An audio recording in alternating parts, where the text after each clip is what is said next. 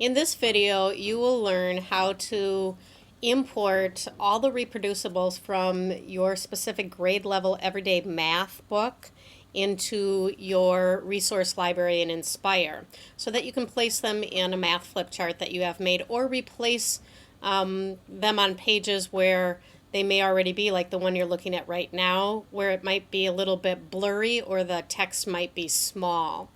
If you do it this way, you can get a lot more clarity to your reproducible on your page. So what you're going to first do is you're going to connect to the server. To do that, I single click on the desktop.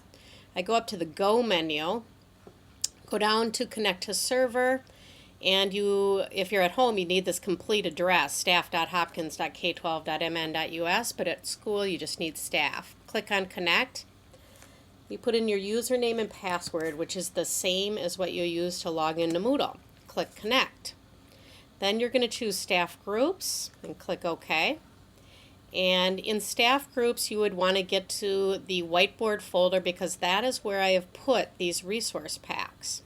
So I am going to go into District, and then I'm going to double click and go into Whiteboard Teachers.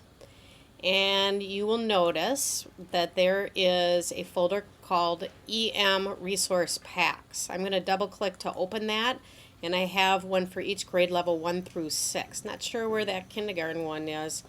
I need to figure that out. I'm going to take grade level 4, and I'm just going to drag it and drop it onto my desktop to copy it there. Okay, it's a fairly large file, so that's just going to take a little bit of time. It depends on the internet traffic at the time. But I'm going to close this folder now while we wait so that I'm back in Inspire. It is copied over now. So the next thing you're going to need to do in Inspire is import it so it becomes a part of your resource library. So I go File, and then I'm going to say Import or choose Import. And then I'm going to put this into My Resources, and then I click right on that option.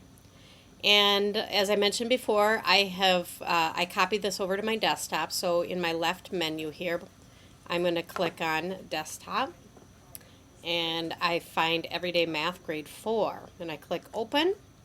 And you will see that in the middle of my screen there is a status bar for importing, and that goes relatively quickly. And then you might have to index your resource library.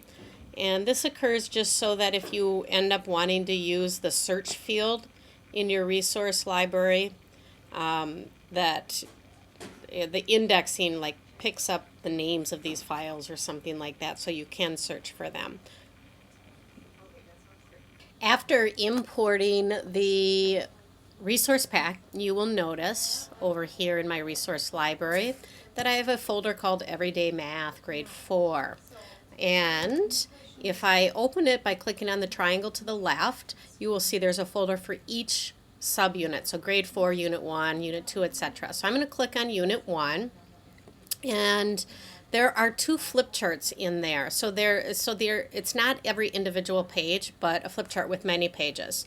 So I am going to click on the first one, and I can click and say, in the upper corner here, I should show you that little icon. I click on that and say Open Flip Chart. And after this opens, then you will notice up here in the corner that I have a second open flip chart, and it is all just the reproducibles. So I am going to go to the next page of this flip chart, which is the one that is identical to the one that I had in the flip chart called 1.1. Now, in this nice clean copy, you will notice that I can go into the upper right hand corner and say Fit to Width, and it will blow up so that the edges of that PDF or that page are bordering the very edge of the flip chart. There's no, you don't see any of that off-screen space. This is really nice. You can move your scroll bar up and down, and it just blows it up, and it's really crisp.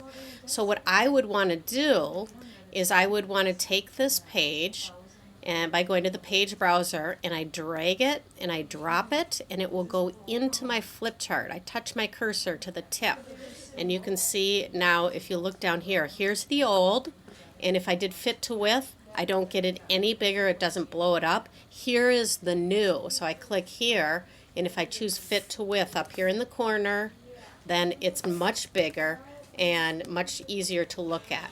So old and new, you can see how much more crisp it is. Hope that helps.